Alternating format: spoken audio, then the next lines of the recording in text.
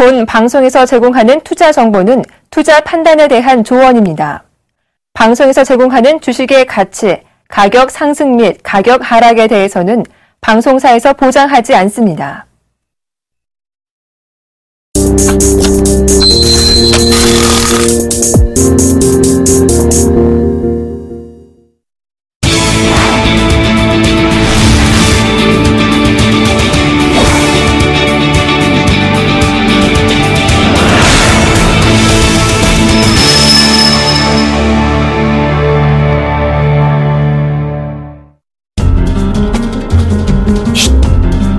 지금부터 주식 투자의 비밀을 공개합니다.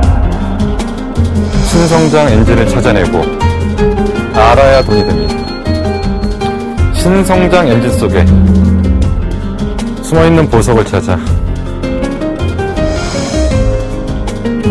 여러분께 드리겠습니다. 미래를 예측하고 적중시키는 능력.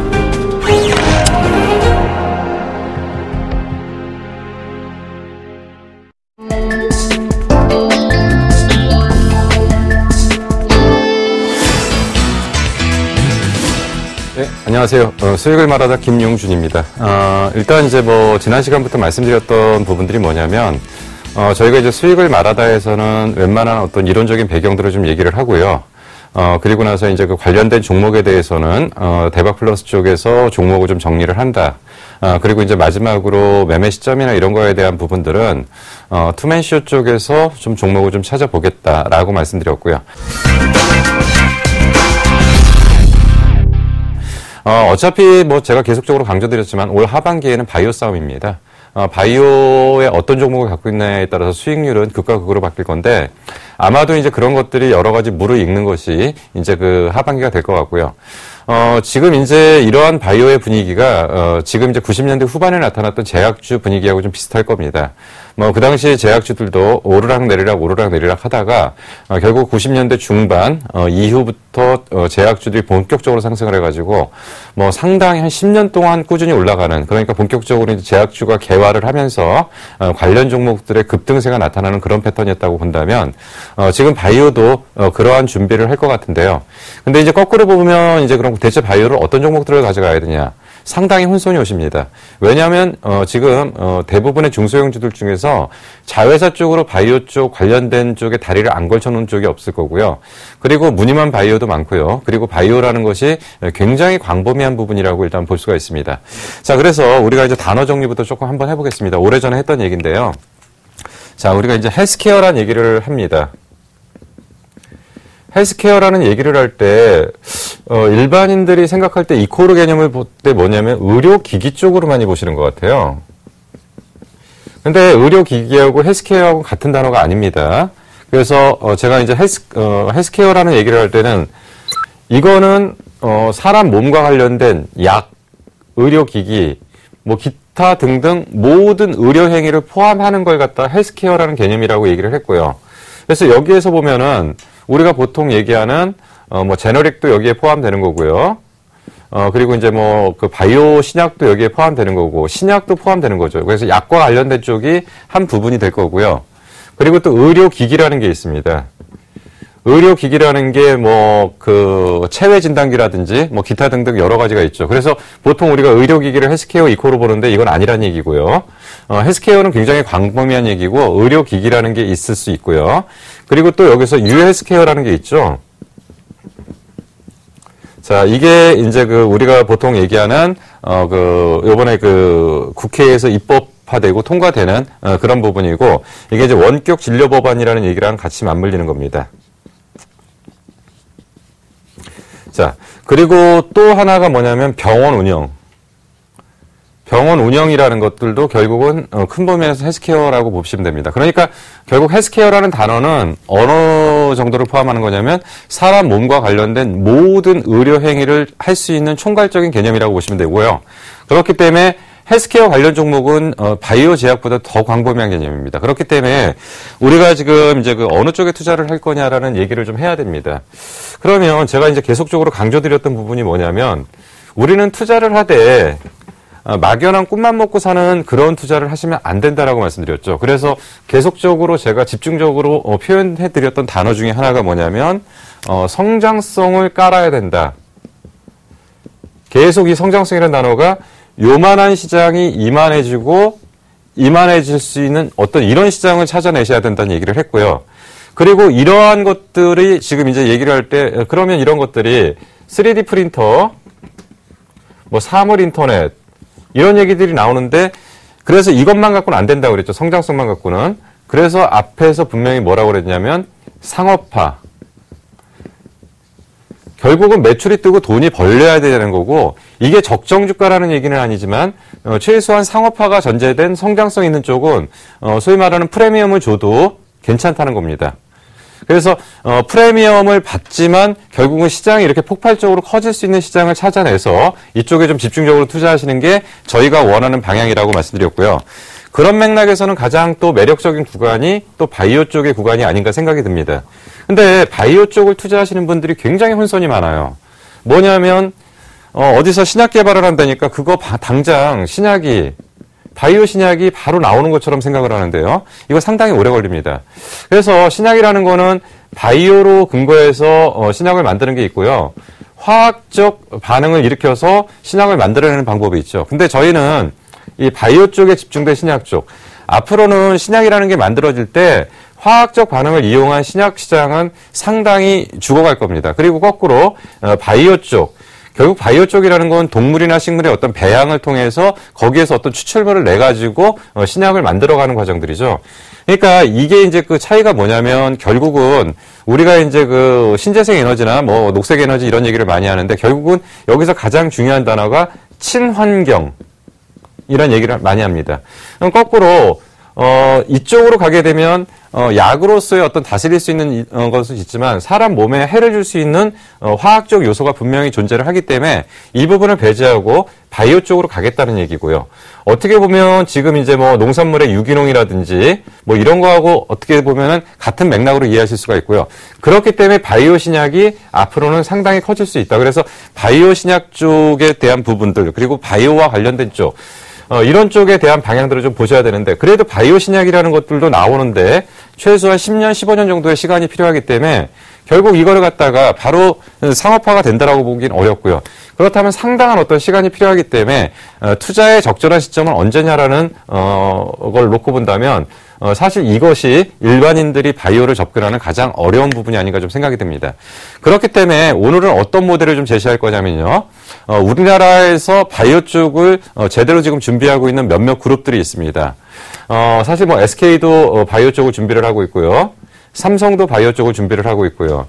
뭐 LG도 바이오 쪽을 준비를 하고 있습니다. LG 같은 경우 대표적으로 LG 생명과학 그리고 SK 같은 경우는 SK 케미칼 쪽에서 하고 있고요. 그리고 뭐 하나 쪽도 하고 있었고 뭐 그룹들이 다 이걸 미래의 먹거리로 찾고서 진행을 했던 부분들이 좀 있습니다. 근데 이제 최근에 보니까 하나 쪽은 바이오 쪽을 포기하면서 얘네들은 지금 태양광 쪽으로만 집중하려고 하는 부분들이 좀 있고요. 뭐 삼성도 지금 바이오 쪽을 가고 있고요. 각 그룹들이 미래의 먹거리로 분명히 바이오에 대한 방향을 정확하게 제시를 하고 있습니다. 단 각각의 가는 방향들에서 그래도 삼성의 모델이 우리가 바이오를 바라보는 미래가 아닌가라는 생각이 들기 때문에 삼성의 어떤 시각의 관점에서 바이오에 대한 방향들을 좀 읽어보고요. 그래서 우리가 바이오를 어느 쪽을 집중적으로 투자하고 어떤 단계로 투자를 해야 되느냐 이런 부분들을 좀 생각해야 될 필요가 좀 있을 것 같습니다. 그래서 지금 막연히 언젠가 나올 거라는 신약을 투자를 하려고 그러면 최소한 신약이 나오는데 지금 아까 말씀드린 것처럼 빨라야 10년 걸립니다. 그러면 우리는 10년의 미래를 보고 미리 투자할 수는 없는 거죠. 그래서 투자 시점이 지금부터 투자하게 되면 바이오 신약이 나올 때까지 상당한 시간이 걸리기 때문에 좀 고통스럽다. 그래서 어떤 기준을 좀 잡아야 되고요. 원칙을 좀 잡아야 됩니다. 그래서 바이오에 대한 투자 방향들을 좀 정확하게 한번 같이 좀 고민을 좀 해보도록 하겠습니다.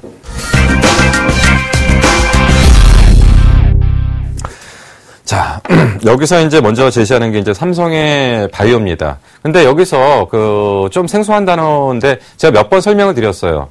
뭐냐면 융합입니다, 융합.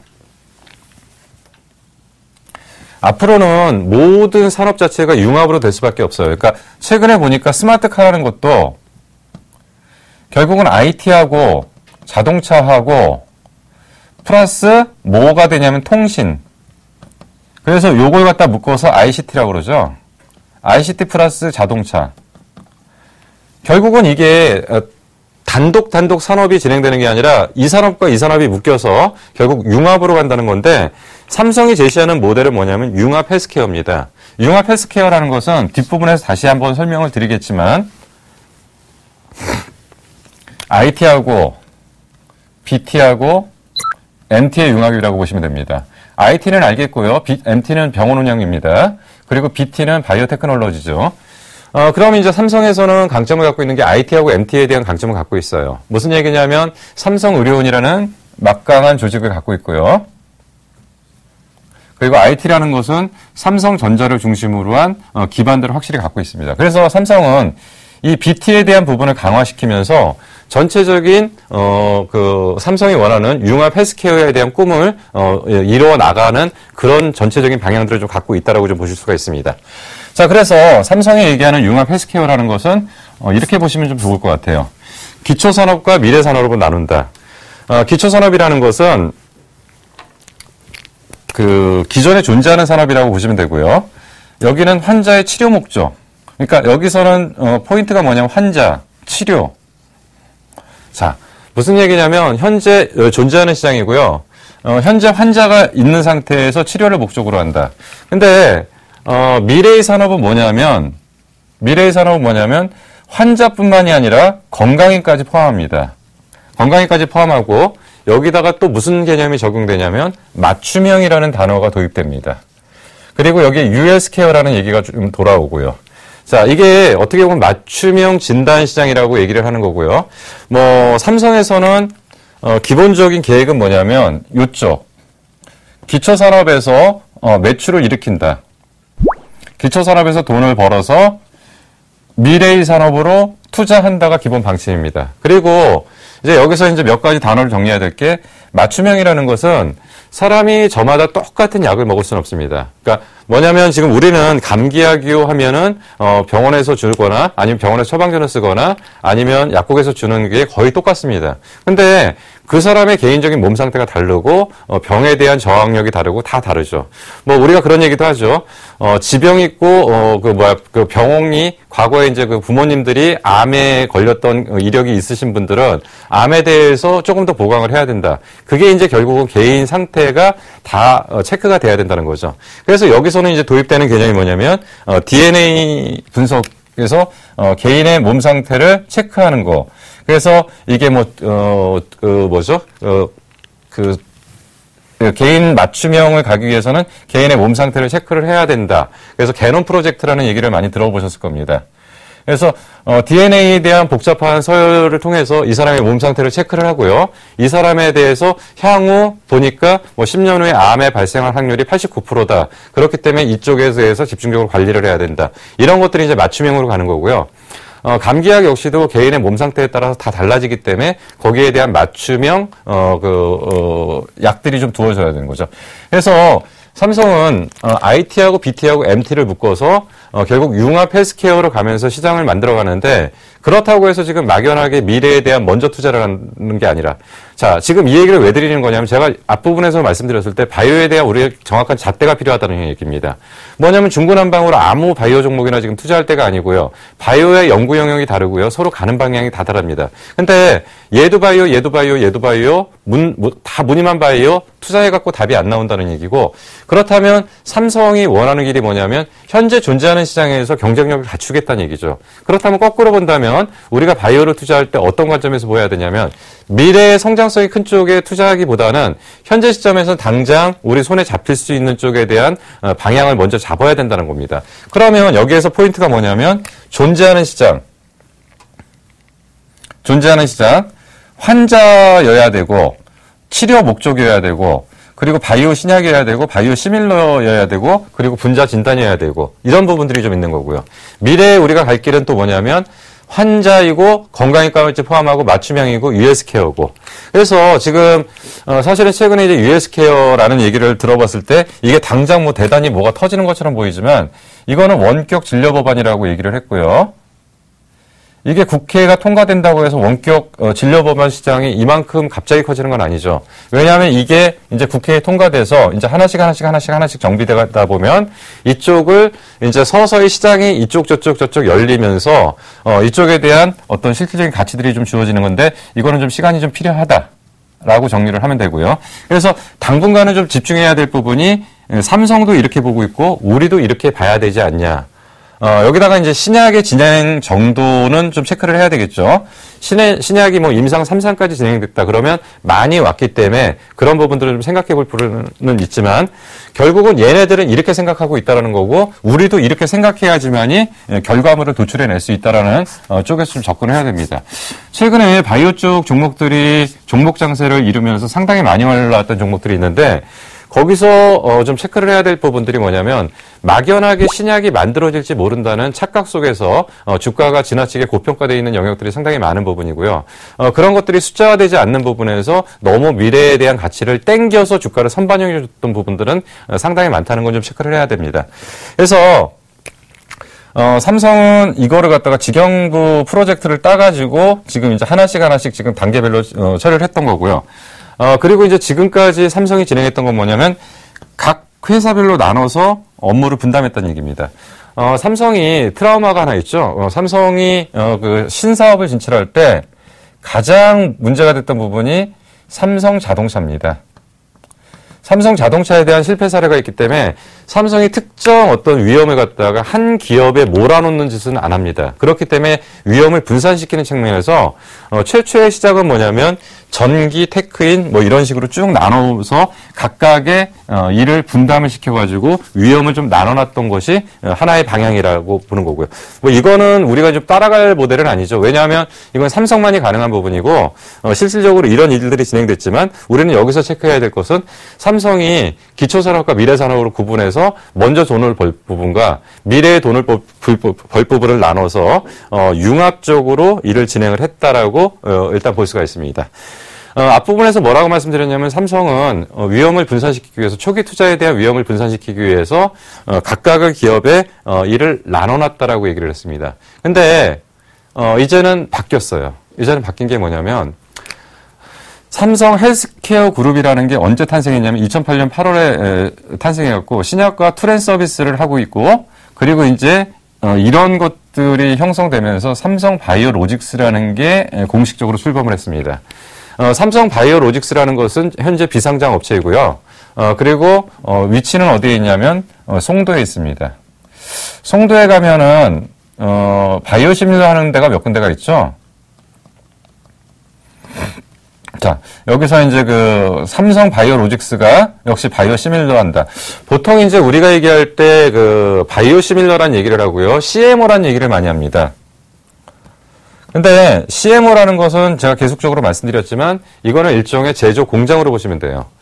그래서 어떤 뭔가를 만들어내기 위해서는 CMO에 들어가서 기계를 돌려가지고 아니면 동물 배양 탱크를 돌려가지고 거기에서 결과물을 뽑아내기 때문에 결국 CMO라는 것은 동물 배양 탱크의 양의 크기가 어떠냐. 근데 이제 여기에 삼성 바이오로직스라는 데가 있고요. 여기에 이제 셀트리온이라는 데가 같이 있습니다. 송도에요. 근데 보통 이제 셀트리온은 이렇게 보시면 돼요. 소품종 대량 생산. 여러 가지라는 게 아니고 하나를 돌려서 크게 돌리는 거죠. 대량 생산. 그래서 보통 얘네들은 동물 배양 탱크를 갖다가 뭐 5,000리터짜리, 10,000리터짜리 뭐 이런 것들 큰 거를 돌려서 크게 뽑아내는 그런 구조가 되는 거고요. 삼성 바이오로직스는 뭐 중간 정도의 크기에 중간 정도의 그 제품을 너무 많은 숫자가 아니라 중간 정도 개수의 중간 정도의 양을 생산해낸다. 그래서 보통 삼성 바이오로직스는 뭐 동물 배양 탱크가 2,000리터 뭐 요런 정도 규모급. 자, 무슨 얘기냐면 바이오 시밀러 이전 단계가 CMO라는 얘기고요. CMO를 얘네들을 기반으로 깔고서 여기서 뭔가 파이프라인을 통해서 바이오 시밀러 작업들이 진행되고 있다는 거고 지금 앞부분에서 뭐라고 설명드렸냐면 삼성의 최고의 약점이 뭐냐면 BT의 약점이 있습니다. IT하고 MT하고 BT하고 서로 묶어서 융합해서 시장을 만들려고 그러는데 여기하고 여기는 강점이 있어요. 근데 이게 약점이 있기 때문에 삼성이 속도를 내는데 문제가 있었습니다. 그동안. 삼성이 그 속도를 내는데 문제가 있었는데 삼성 바이오로직스라는 게 이제 공식적으로 출범을 하면서 이런 BT에 대한 부분을 강화시킬 수 있는 여러 가지 조치들이 좀 취해졌습니다. 자, 그래서 정확하게 삼성 바이오로직스는 언제 출범을 했냐면 2011년도 4월달. 그러니까 지금 2014년도니까 이게 출범된 지 만 3년이 지난 상태예요. 근데 문제는 뭐냐면 얘네들이 그럼 3년 동안 대체 뭐 했냐? 아무것도 한 게 없는 것 같지만 바이오라는 산업 자체가 그렇게 흘러갑니다. 뭐냐면 이게 바로바로 결과를 낼 수 있는 데가 아니에요. 무슨 제조업처럼 뚝딱뚝딱 물건을 만들어내는 게 아니고 얘네들은 기본적으로 파이프라인이라는 걸 갖고 있어야 되고 그리고 어느 정도의 기술이 축적되는 시간이 필요합니다. 삼성이 자금이 부족한 것도 아니고 인력이 부족한 것도 아니고 다른 주변 여건들이 부족한 것도 아님에도 불구하고 이러한 정도의 시간이 지금 투자됐는데도 아직까지 우리 눈에 확 보이는 건 없습니다. 근데 사실은 밑바탕에서 많은 부분들은 지금 진행이 되고 있었어요. 그런데 이제 여기에서 이제 그 가장 특징적인 부분이 삼성 바이오로직스가 출범을 하면서 삼성의 바이오 핵심 수뇌부들이 삼성 바이오로직스로 전면 이동을 했습니다. 사실 이쪽의 인력들이 대부분 어디에 포진되어 있었냐면 삼성전자 안에 바이오 인력들이 일부 있었고요. 그리고 삼성의료원 쪽에 전문 인력들이 좀 있었죠. 근데 제가 알기로는 지금 삼성의료원 쪽으로 상당 부분의 인력들을 스카우트해서 여기서 어느 정도의 교육을 시키고서 이쪽으로 다 배치를 시킨 거기 때문에 이제는 삼성의 바이오 쪽의 머리 역할은 위험 분산 차원에서의 각각의 기업으로 쪼개는 게 아니고 이제 이쪽으로 이제 집중을 시켰어요. 이쪽으로 집중시키면서 얘네들이 가겠다는 길을 이쪽에서 전면적으로 진두지휘한다. 제가 지금 삼성의 바이오를 설명하려고 하는 게 아니고 우리가 바이오를 투자를 하는 방향들을 어떻게 보셔야 되느냐를 얘기를 드린 겁니다. 근데 얘네들이 지금 위험 분산을 해놓고서 어느 쪽으로 몰아서 집중적인 인력들을 모아놓고 그리고 나서 이제 본격적으로 IT하고 그러니까 IT하고 MT에 대한 영향력을 갖고 BT에 대한 거를 일정 시간을 갖고서 지금 투자를 해서 어느 정도 궤도에 올라왔기 때문에 이제는 좀 돌려가려고 하는 그 기계를 좀 돌리려고 하는 그런 준비를 좀 하고 있다. 자, 출발은 어디서 됐냐면 2009년도에 시작됐고요. 직영부에서 스마트 프로젝트에서 바이오 시밀러 사업에 대한 컨소시엄을 제일 처음에 삼성이 진행을 했습니다. 이거는 전자중심에서 진행을 했고요. 2010년도에는 뭐냐면 스마트 프로젝트로서 USK에 대한 부분을 했고요. 그리고 이 중간에 아마 그게 있을 겁니다.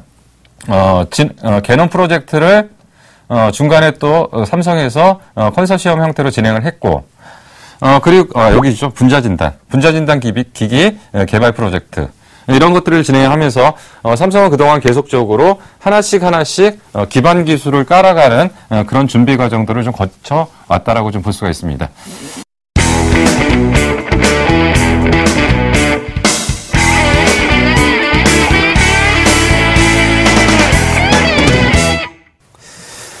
그러면 대체 삼성이 꿈꾸는 바이오 헬스케어는 뭐냐라고 이제 아까 이제 IT, BT, MT라고 얘기를 했는데 자 여기서 지금 IT는 알겠고요. IT는 우리가 좀 잘 아는 부분이고요. 삼성이 최고의 강점으로 내세우고 있는 부분입니다. 그리고 MT입니다. MT가 이제 뭐 의료공학 쪽이라고 하는데 어쨌든 간에 그 삼성 의료원의 기반이 되는 부분이고요. 그리고 얘네는 BT라는 부분은 분명히 얘네들 약점으로 지금 현재 아직까지 존재합니다. 왜 약점이냐면 사실 LG 같은 경우에는 LG 생명과학이라는 게 사실 오랫동안 진행을 했고요. 사실 그 바이오 쪽의 전문 인력 쪽에서는 LG 생명과학 출신들이 가장 그래도 인정을 받고 있는 인력들이거든요. 그러니까 LG 생명과학은 신약 개발도 많이 했습니다. 신약 개발도 많이 했고요. 그리고 최초로 우리나라에서 신약을 글로벌 쪽에서 이제 판매도 됐고 어느 정도 성과들도 나왔어요. 그러니까 이런 쪽과 비교를 하면 BT에 대해서 당연히 떨어지겠죠. 그럼 SK 입장에서 SK는 SK 케미칼이라는 데가 있죠. 여기 역시도 신약 개발을 했습니다. 신약 개발을 했고 어느 정도 성과들을 내고 있었어요. 그러면 삼성이 신약 개발을 했다라는 얘기는 못 들어보셨죠? 당연히 그러니까 지금 BT 기반은 약한 건데 그렇다고 해서 이걸 갖다가 얘네들이 여기까지 온 과정들 갖다가 삼성이 갖고 있는 자금력으로 몰아붙일 수 있냐라고 본다면 아닙니다. 그래서 계속적으로 말씀드린 게 바이오나 신약 아니면 헬스케어 이런 것들에 대해선 분명히 시간이 필요해요. 왜냐하면 제조업 같은 경우는 다른 물건을 만들면 웬만큼의 어떤 품질 규격만 맞춰갖고 가면은 바로 이제 그 장비를 팔고 그러면 되고 서로 간의 장비의 충돌만 없으면 되는데 이건 이제부터 사람 몸과 관련된 거거든요. 사람 몸에 문제가 생기면 이거는 굉장히 큰 사고입니다. 그렇기 때문에 얘네들은 그 시간이라는 걸 투자를 안 할 수가 없는 거고요. 그래서 이러한 시간들이 필요한데 결국은 이런 걸 묶어서 융합 헬스케어로 지금 가겠다라는 얘기고 지금 이제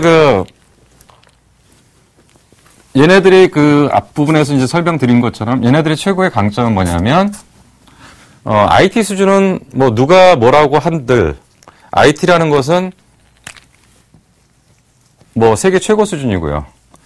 세계 최고 수준의 IT를 기반으로 해서 여기다가 병원은 또 어디가 있냐면 삼성의료원이라는 데가 있죠. 그래서 이 취약한 BT에 대해서 그동안 사실 엄청나게 지금 쏟아부어놓은 상태입니다. 쏟아부어놓은 상태이고 그리고 상당히 많은 준비를 했죠. 그러면 이제 BT라고 하는 것은 이런 걸로 좀 볼 수가 있습니다. 바이오시밀러, 신약, 진단의 역량을 강화시키겠다. 앞부분에서 아까 뭐라고 설명드렸냐면 삼성이 원하는 거는 미래의 산업을 먼저 투자하겠다는 얘기가 아니죠. 기초사업에 먼저 투자하겠다. 기초사업이라는 건 현재 존재하는 시장이다. 그리고 여기서는 바로바로 성과를 낼 수 있다. 자, 근데 여기서 얘네들이 지금 신약이라는 부분을 좀 봐야 돼요. 근데 BT 쪽 기반 강화를 한다고 그러는데 신약 쪽에 기반 강화한다는 얘기는 안 합니다. 바이오시밀러 쪽을 우선적으로 강화하겠다는 얘기고 그 다음에 신약을 가겠다는 얘기고 묶어서 진단 쪽을 같이 가겠다는 얘기고 이쪽에 전체적인 역량을 강화시키면서 장비까지 가겠다고 합니다. 의료기기 쪽. 자, 그래서 의료기기 쪽은 얘네들이 그 부족한 부분을 메우기 위해서 비상장 업체입니다. 예전에 원래 상장돼 있었다가 경영에 문제가 생겨서 비상장으로 상장 퇴출됐던 회사가 하나 있는데 메디슨이라고 있어요. 메디슨이 의료기기 쪽에서는 그래도 상당히 경쟁력이 있는 업체입니다. 그래서 이 메디슨을 삼성이 돈 주고 인수를 했어요. 그래서 삼성은 메디슨이라는 회사를 통해서 의료기기 쪽에 대한 거점은 확보했다라고 볼 수가 있죠. 거점은 확보해서 장비 쪽에 대한 기반 그리고 바이오시밀러는 아까 말씀드린 것처럼 송도에 삼성 바이오로직스라는 회사를 만들면서 이쪽에 대한 기반. 사실 바이오시밀러의 그 근본 기반은 뭐냐면 이거를 갖다 파이프라인을 만들기 전까지는 뭐라고 말씀드렸냐면 CMO 제조 공장이 필요하다는 거고 제조 공장에 대한 준비는 충분히 지금 마무리했다. 그래서 이러한 어떤 그림 속에서 일이 진행되고 있습니다. 자, 여기서 이제 좀 몇 가지 좀 힌트들을 얻으셔야 돼요. 우리가 바이오를 투자하는 방법에 대한 것들에 대한 힌트를 좀 얻으셔야 되는데 그러면 그 바이오 신약을 가기 위해서는 바이오 시밀러 쪽이라는 거를 갖고 캐시카우 역할을 해야 된다는 얘기를 이해를 하셔야 되고요. 그리고 장비 쪽에서 일정 부분의 경쟁력 있는 쪽은 장비에 대한 선점이 좀 필요한 것 같고요. 뭐 이런 것들에 대한 우리가 지금 방향을 좀 아셔야 되는 거죠.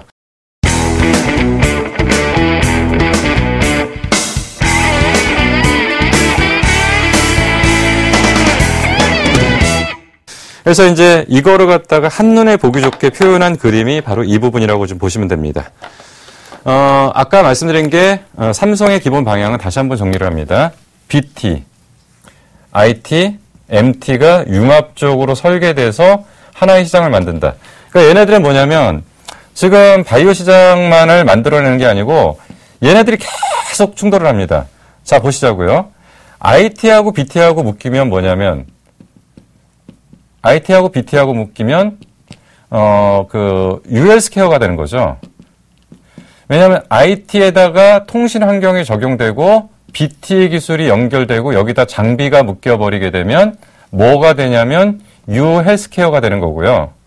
U헬스케어가 되면은 결국 이게 원격 진료 보반 이런 것들이 되는 거죠. 그래서 이렇게 서로 융합작용을 하게 되면 새로운 시장이 하나 생기고 또 이렇게 묶이면 또 새로운 시장이 하나 형성되고 이러면서 얘네들은 계속 이 안에서 융합을 시키면서 시장의 볼륨을 계속적으로 키워나가겠다는 겁니다. 그러면서 이 세 개의 어떤 핵심을 가지고 그러니까 지금 BT 쪽만 조금 올라오면 얘네들이 이거를 갖다 본격적으로 가동시킬 수 있을 건데 아직까지는 BT의 기반이 그렇게 강하지는 않다라고 일단 볼 수가 있고요. 그래서 말씀드린 게 기초산업, 미래산업으로 나눠지는 거고요. 기초산업은 아까 말씀드린 것처럼 치료라는 단어가 있다라고 했죠. 치료라는 단어가 있고 환자라는 거. 그러니까 뭔가 이상이 있는 분이 필요한 거고요. 치료라는 게 목적이 있고요. 환자라는 게 있고요. 뭐냐면 비맞춤입니다. 그러니까 우리가 지금 현재 존재하는 시장이라고 지금 보는 거죠. 병원에 갔을 때 내 몸을 철저히 체크해서 내 몸은 뭐 감기약이 뭐 25g이 들어가야 된다. 아니면 뭐가 어떻게 돼야 된다. 이런 식으로 해서 약을 조제해 주는 경우는 거의 없습니다. 그러니까 지금 현재는 삼성은 가려고 하는 게 치료 목적과 환자와 비맞춤형을 통해서 기초산업에 대한 기반을 강화하겠다라고 얘기하는 거고 여기서 이제 뭐 신약이라는 게 나올 수가 있고요. 그리고 이제 아까 말씀드린 바이오 신약, 그리고 시밀러라는 게 나올 수가 있고요. 자, 이제부터는 미래가 뭐냐면 예방입니다. 아까 건강인만 하는 게 아니고, 그러니까 환자만 하는 게 아니고 건강인도 한다라는 얘기였고, 지금까지는 치료, 뭔가 병이 문제가 생겨서 치료를 하는 게 목적이었다면, 이제부터는 치료 이전에 문제가 발생하기 전에 사전에 조치를 한다. 라고 해갖고 예방이라는 게 분명히 하나의 방법이 되고요. 그리고 이제부터는 건강인이라는 쪽도 관리를 하겠다는 얘기고 그리고 개인별 상황에 다 맞춰서 맞춤형으로 좀 가겠다라는 게 지금 삼성의 바이오의 방향이고 우리가 알아야 될 가장 중요한 포인트들이기 때문에 결국 이 부분을 통해서 계속적인 바이오에 대한 접근 방법들을 찾아가겠다는 겁니다.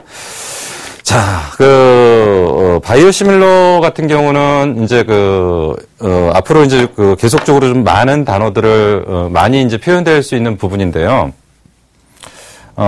요게 이제 정확하게 말하면 우리가 보통 이제 그 제약회사에서 만드는 제너릭이라는 거와 바이오 시밀러라는 게 어떻게 보면 똑같은 복제약이기 때문에 같은 개념이 아니냐. 같은 단어가 아니냐라고 생각하실 것 같은데요. 제너릭 같은 경우는 기존의 오리지널이 화학식만 맞으면 돼요. 화학식만 맞으면 성능이 이코르가 되기 때문에 아무 문제가 없습니다. 그래서 제너릭의 특허 만료가 되면은 화학식만 맞는 쪽에서 그냥 마구잡이로 찍어내면 돼요. 그렇기 때문에 이거는 별도의 과정들이 필요 없습니다. 근데 바이오시밀러는 화학식에 근거하는 게 아니고 어쨌든 간에 앞부분에서 말씀드린 것처럼 동물이나 식물의 어떤 배양을 통해서 나오기 때문에 똑같이 한다고 해도 100% 이코르는 될 수가 없습니다. 절대 존재할 수 없는 거기 때문에 그렇다면 뭐 99점 몇 프로라는 과정들이 있고요. 그렇기 때문에 차이가 있어요. 차이가 있는데 문제는 뭐냐면 이 바이오 시밀러를 하기 위해서는 제약을 만드니까 신약을 만들어내는 거하고 똑같습니다. 임상 1상을 거쳐야 되고 2상을 거쳐야 되고 3상을 거쳐야 되고 이게 다 끝나면 모든 것들을 확인을 해서 각 나라별로 또 승인을 다 받아야 돼요. 예를 들어서 지금 바이오시밀러가 최근에 이제 셀트리온에서 이제 그런 걸 보셨죠. 뭐 유방암 치료제 유방암 치료제 관련 바이오시밀러 아니면 나왔을 때 결국은 다 만들어냈는데 바로 판매가 되는 게 아니고 뭐 유럽의 승인을 받았습니다. 아니면 어디에 승인을 받았습니다. 이런 과정들이 있듯이 각 나라에서는 이거에 대한 승인을 별도로 다 내줍니다. 그래야지만 이제 수출을 할 수가 있어요. 그렇기 때문에 제네릭과 바이오시밀러는 굉장한 차이가 있는 거죠. 그래서 99.99% 똑같아도 각 나라에서 식약청에서 물건을 약을 테스트해보고 문제가 없을 때만 수출을 해준다. 그래서 결국 이제 가장 큰 시장들이 결국은 유럽이나 미국, 중국, 일본 이런 시장에 통해야 되는 거고요.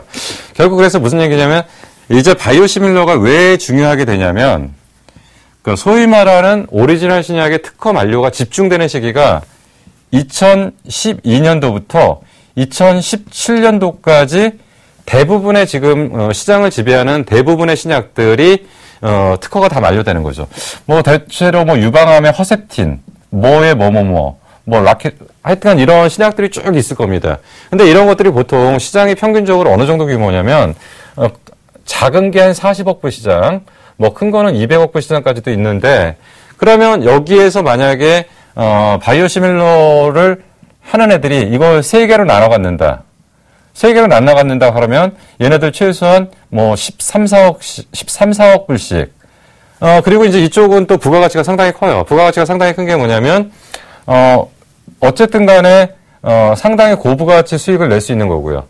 그래서 사실 이제 그 바이오시밀러 쪽에서 이런 것들을 해가지고, 본격적으로, CMO를 통해서 제조를 해서, 납품을 하게 되면, 뭐, 영업이익률은 거의 뭐 50%대 이상, 막 이렇게 되고, 뭐, 로열티 주고, 뭐 계속 이렇게 나오니까, 그래서 사실 이 시장이 굉장히 큰 건데, 이 시장이 본격적으로 시작되는 게 2012년부터 2017년 사이에 본격적인 특허 만료가 거의 끝나기 때문에 이제는 특허 만료가 된 오리지널을 대체하는 바이오시밀러 시장이 형성이 돼야 된다. 그렇기 때문에 이 시장을 지금 굉장히 크게 보고 있고요. 그리고 이제 삼성이 이쪽에 대해서 좀 집중을 하고 있는 부분이라고 일단 보시면 됩니다. 자, 그리고 이제 분자 진단입니다. 이게 이제 사실은 이제 바이오시밀러나 분자 진단이나 아까 말씀드린 US케어나 이런 것들은 다 삼성이 직영부 프로젝트를 다 딴 겁니다. 그래서 앞으로 미래의 먹거리로 이미 상당히 오래전부터 준비를 했고요. 이게 아까 8년, 9년부터 시작이 돼갖고, 이게 2011년도까지 웬만큼, 직영부 프로젝트를 진행한 거고요. 거기에 대한 일정 부분의 성과들이 좀 나온 겁니다. 자, 그러면 진단 시장은 아까 말씀드린 것처럼, 개념 프로젝트, 그러니까 개인의 몸 상태를 철저하게 체크할 수 있는 분자 진단. 그래서 이제 뭐, 마크로젠 같은 게 그런 얘기가 있었죠. 사람 몸을 체크를 하는데, 예전에 뭐 10,000불이 들었으면, 한번 몸을 테스트하는데 10,000불이 들었으면, 지금 이제 1,000불 시대를 도래시키겠다. 1,000불 시대를 도래시키면, 이게 돌려서 사람 몸이 뭐 미래에 7.5년 후에 이 사람이 위암이 발생할 확률 97%. 이렇게 딱 찍어버리니까요. 그렇게 되니까 이 분자 진단이라는 게 굉장히 좀 사실은 무서운 건데, 그게 만약에 1,000불이 된다면, 내 몸을 생각하는데 우리 건강검진도 받지만 만약에 이게 1,000불이 실질적으로 도래한다면 이거에 대한 파괴력은 엄청날 겁니다. 그래서 마크로젠의 시퀀싱 기술에 대해서 아마 보고서들이 많이 나왔습니다. 보고서들이 많이 나왔는데 아직까지는 1,000불 시대에 도래도 하진 않았지만 문제는 뭐냐면 이 가격대도 연구용입니다. 연구용. 실질적으로 우리 몸에 적용을 하는 건 아니고요. 만약에 우리 몸에 적용을 해서 우리 몸의 모든 상태를 알 수 있을 때 정확하게 2,000불만 된다고 해도 아마 할 수 있는 시장은 꽤 넓어질 겁니다. 근데 아직은 연구용이고 실질적으로 얘네에서는 보고서를 줘서 연구기관에 보내주는 형태이고 대부분의 마크로젠의 어떤 실적들 아니면 분자 진단을 하는 대부분의 업체들은 아직까지는 일반인들을 상대로 한 환자들이나 이런 쪽의 건강인들을 상대로 한 이런 쪽은 아니기 때문에 이게 좀 상용화되는 데는 조금 더 시간이 좀 걸릴 것 같고요. 만약에 이게 상용화된다고 한다면 뭐 괜찮은 결과를 좀 낼 가능성은 있는데 우리는 문제가 뭐냐면 아까 말씀드린 것처럼 성장성은 오케이인데 상업화라는 게 문제가 되는 거죠. 그래서 상업화로 가기 위해서는 분자 진단 시장은 조금 더 시간이 많이 필요하다라고 일단 보실 수가 있을 거라는 거죠. 자, 그래서 삼성은 분자 진단 쪽은 이렇게 하고요. 바이오시밀러는 이렇게 하고요. 그리고 바이오 신약은 결국은 삼성이 원하는 신약은 아마도 다른 쪽을 건들지는 않을 것 같아요. 항암 쪽이 될 것 같습니다. 항암 쪽이 될 가능성이 있고요. 그리고 이 항암 쪽이라는 거는 결국은 이제 시간이 좀 많이 필요한 거고요. 그리고 주관은 어디서 할 것 같냐면 삼성병원에서 주관을 할 것 같고요. 시밀러를 통한 기본적인 시설과 운영에 대한 부분을 확보하고, 그러니까 소위 말하는 기초 기술을 확보한 상태에서 나머지가 평정이 될 가능성이 상당히 큽니다. 그렇기 때문에 지금 특히나 이제 제가 이제 여러분들하고 얘기를 해보면서 가장 많이 느끼는 부분은 신약에 대한 그러니까 바이오에 대한 것들을 너무 모르시면서 신약에 대한 환상들이 너무 많으신 것 같아요. 그래서 제가 계속 많이 여쭤보는 게 뭐냐면 과연 신약 나오는데 얼마나 걸릴 것 같으십니까? 그러면 좀 오래 걸릴 거라고 생각을 하세요. 근데 실질적으로 제가 그러면서 이제 많은 얘기를 해드렸던 게 뭐냐면 우리가 투자했던 종목 중에 하나가 뭐 일양약품 같은 건데 그런 것들이 보통 이제 신약 만드는데 현재까지 29.2개월 걸렸다. 29년 하고도 2개월 이상 지나서 거의 30년 가까이 됐다. 신약은 완성됐는데 이걸 갖다 적용하는데 문제가 있기 때문에 적용에 대한 부분을 푸는데 또 1, 2년 걸릴 것 같다. 사실 얘네들은 올인해서 30년 동안 해서 신약 하나 제대로 만들어서 팔기 시작하고 이게 블록버스터 신약이 된다고 한다면 회사의 근본적인 가치가 바뀌겠죠. 그렇지만 우리 입장에서는 30년씩 투자해서 여기에 대한 결과치를 내기는 좀 상당히 어렵습니다. 그렇기 때문에 신약에 대한 부분은 정확하게 접근하셔야 돼요. 과연 얘네들이 이 단계가 어느 정도 단계고 그리고 언제 정도에 이게 실질적인 역할을 할 수 있고 그런 부분들까지 다 좀 보셔야 될 필요가 좀 있습니다.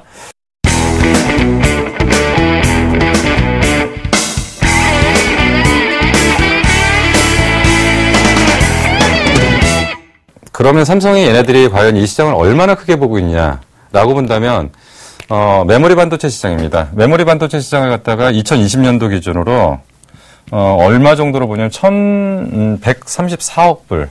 그러니까 1,000억 불 정도 시장인데 사실 삼성전자가 그동안 주력이 됐던 거는 메모리 반도체 쪽이고요. 최근에 주력이 되는 거는 스마트폰이 그러니까 스마트 기기가 되는 거죠.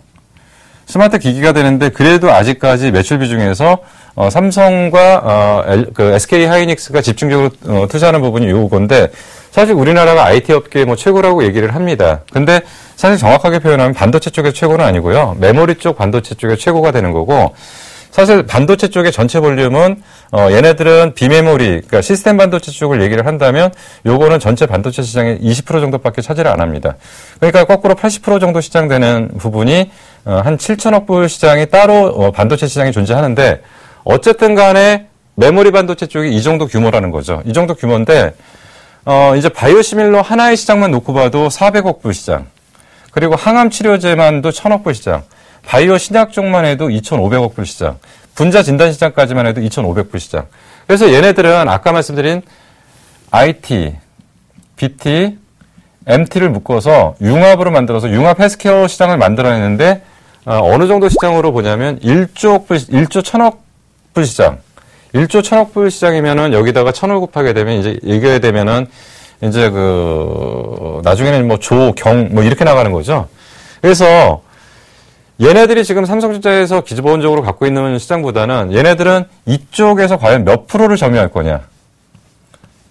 그렇다고 한다면 삼성의 미래의 먹거리는 분명히 맞을 거고요. 그리고 삼성은 사실 바이오 헬스케어를 갖다가 사실 이건희 회장이 만들어 놓은 거는 삼성전자를 만들어 놓은 건 맞습니다. 분명히 삼성 이건희 회장이 그러니까 삼성에서 뭐를 만들어 냈냐면 삼성전자라는 걸 만들어 냈고요. IT 쪽을 집중적으로 키웠고요. 또 거기다가 스마트 기기라는 거를 만들어낸 거는 이건희 회장의 역할이라고 보시면 됩니다. 자, 그럼 이제 이건희 회장의 다음 역할이 이제 이재용 부회장의 역할이 어떻게 될 거냐인데 이재용 부회장의 집중적인 육성 산업 쪽의 한 부분이 이 바이오 쪽입니다. 그래서 이쪽을 어떻게 가져가느냐에 따라서 삼성의 미래가 좀 달려있는 부분이 분명히 있을 거고요. 물론 이제 전지 산업도 하나, 그래서 삼성의 신수종 5대 사업이라는 얘기를 많이 들어보셨을 거예요. 삼성의 신수종 5대 사업 중에 하나가 바이오 시장입니다. 바이오 시장은 어떻게 키울 거냐. 그리고 이제 뭐 이건희 회장이 그런 얘기도 많이 했다고 합니다. 뭐냐면 앞으로 삼성의 10년 후, 20년 후는 현재 존재하는 모든 게 아무것도 없다고 생각하고 다시 시작해야 된다라는 얘기를 했고요. 그렇다고 한다면 현재 삼성이 팔고 있는 모든 제품은 어찌 보면 그때는 아무것도 안 남았을지도 모른다.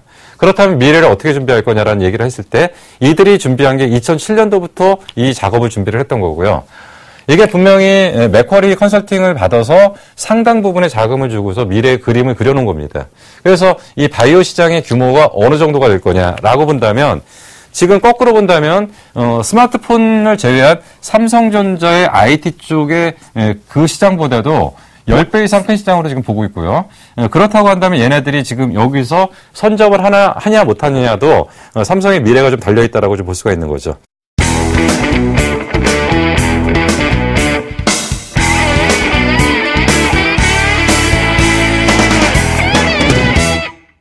그래서 그 바이오 시장 전체적인 내용들을 간략하게 좀 정리를 하겠습니다. 미래의 시장을 먼저 보여드렸고요. 각 시장별로 좀 보겠습니다. 의약품 시장 전체적으로 7,900억 불 시장이고요. 이 중 바이오가 지금 현재 시장이 850억 불로 형성됐는데 문제는 뭐냐면 제가 계속적으로 말씀드리는 게 성장률입니다. 아까 분명히 말씀드렸을 때 의약품 시장은 성장의 한계에 도달했다는 얘기를 했고요. 바이오 시장은 이제 폭발적으로 커가고 있는데 지금 바이오 시장 자체가 메모리 시장이 18배 시장이 된다는 거고 2020년도에는 바이오 시장이 2,600억 불로 커져간다. 자, 800억 불짜리가 지금 이제 올해가 이제 14년이니까 약 5에서 6년 정도 지나면 이 시장은 결국 4배, 5배 커질 수 있는 시장이다. 그럼 이렇게 큰 시장이 존재하기는 쉽지 않다는 거죠. 그래서 얘네들은 기본적인 방향은 항암치료제 쪽을 간다라는 얘기고요. 초기에는 바이오 시밀러를 통해서 연구 진단 사업을 병행하겠다는 얘기입니다. 그래서 이 시장 규모를 이렇게 보고 있고요. 분자 진단 시장 2009년도 기준으로 270억 불 시장이었습니다. 자, 분자 진단 시장이 현재 2009년도 기준으로 270억 불 시장인데 2020년도 되면 이게 2,500억 불 시장으로 되니까 거의 10배 정도 성장을 한다는 거고 현재 분자 진단의 대표 주자는 뭐냐면 노슈사입니다. 노슈사가 거의 절대적으로 갖고 있는데 각각의 지금 분자 진단을 하고 있는 우리나라 연구기관들이 몇 군데가 있습니다. 근데 대부분 다 특허 분쟁이 될 수 있는 부분들이 있기 때문에 이 특허 분쟁이 없는 분야에 대한 쪽을 좀 치고 나가려고 지금 하고 있고요. 그래서 이런 부분들을 지금 계속적으로 우리는 시장을 좀 확대해 나가는 쪽의 어떤 중심. 그래서 사실 이런 쪽에서 그럼 거꾸로 보면 우리가 지금 접근을 할 때 보면은 분자 진단 시장 쪽에서 노출자하고 특허 분쟁이 없는 그 분자 진단 쪽의 방향을 정확하게 갖고 가는 업체에서 그 연구 개발 능력이 뛰어나다. 이런 쪽은 투자 대상이 되겠죠. 거기다가 이제 일정 부분 매출이 나오면서 어느 정도 매출의 탄력을 받을 수 있는 직전까지 왔다. 이거는 아주 좋은 투자 대상이 되겠죠. 제가 지금 말씀드리려고 하는 바이오의 방향을 정확하게 이해를 하셔야 됩니다. US케어 역시도 마찬가지입니다. 사실 US케어도 직영부 프로젝트를 통해서 우리나라의 모델을 갖다가 실질적으로 해외에서 지금 그 괜찮은 모델이라고 해서 도입하려고 하는 부분들은 분명히 있고요. 그래서 US케어 같은 경우는 결국 그 IT하고 BT를 융합하는 쪽에서 나타나는 거고 직영부에서 스마트케어 시범 사업으로 가서 이런 맞춤형 의약품의 기반 사업들을 좀 가져간다라고 볼 수가 있습니다. 사실 조금 더 깊이하고 좀 많이 해야 되는데 일단 뭐 오늘 시간 제약상 좀 여기까지 좀 얘기를 하고요. 그래서 제가 오늘 제시하려고 했던 정확한 방향은 뭐냐면 삼성이나 SK나 뭐 기타 여러 그룹사들이 미래의 먹거리로 분명히 바이오 쪽을 이렇게 크게 보고 있다는 건 맞습니다. 그리고 이렇게 크게 보고 있는 시장을 통해서 자기네들은 가려고 하는 정확한 방향들을 좀 잡고 가고 있는 거고요. 그렇다고 한다면 우리는 그 가고자 하는 방향들이 정확하게 어느 쪽인지 모르기 때문에 헤매지 마시고 얘들이 그려놓은 그림을 갖고 가자라는 겁니다. 그러면 오늘 얘기의 초점 중에서 보시면은 분명히 바이오 신약 시장 전에 시밀러 시장이라는 게 존재하는 거고요. 시밀러 시장을 근거로 해서 신약 시장으로 넘어가겠다는 얘기고, 그리고 미래의 맞춤형이니 이런 거보다는 오히려 현실적인 게 분자 진단 쪽이 맞는다는 얘기고요. 그러면 유전자 진단, 분자 진단 이런 것들이 맞는다는 얘기고, 그렇다면 거기서 정확하게 포인트가 있는 종목에서 성장성이 있는 쪽을 찾아내는 게 우리가 가야 될 정확한 방향이라고 보시는 게 맞습니다. 자, 각각의 방향에서 정확한 내용들을 이해를 하실 필요가 있는 거고요. 그리고 어느 쪽으로 어떻게 갈 건지에 대한 준비들을 좀 하시려고 하는 건 됐습니다. 그러면 제가 오늘 이 부분에 대한 얘기를 하고서 이제 이것만 갖고 끝내면은 정리가 안 되실 겁니다. 그래서 그 대박 플러스 이제 목요일 날 하는 대박 플러스 쪽에서는 이거와 관련된 종목들을 묶어서 얘기를 하겠죠. 그래서 그거에 대한 종목들이 연결되면 이거와 그거를 병행하면서 전체적인 바이오에 대한 그림들을 그리신다면 우리가 투자하는데 정확한 방향들을 설정해 드릴 수 있을 거라고 좀 판단이 됩니다. 자, 그래서 제가 오늘 준비한 순서는 여기서 마무리하고요. 저는 바이오에 관련된 종목들에 대해서는 대박 플러스 쪽에서 다시 한번 설명을 하도록 하고요. 저는 다음 주에 다른 주제를 갖고 다시 찾아뵙도록 하겠습니다. 시청해 주시느라 감사하고요. 저는 오늘 여기로 마감을 하겠습니다. 감사합니다.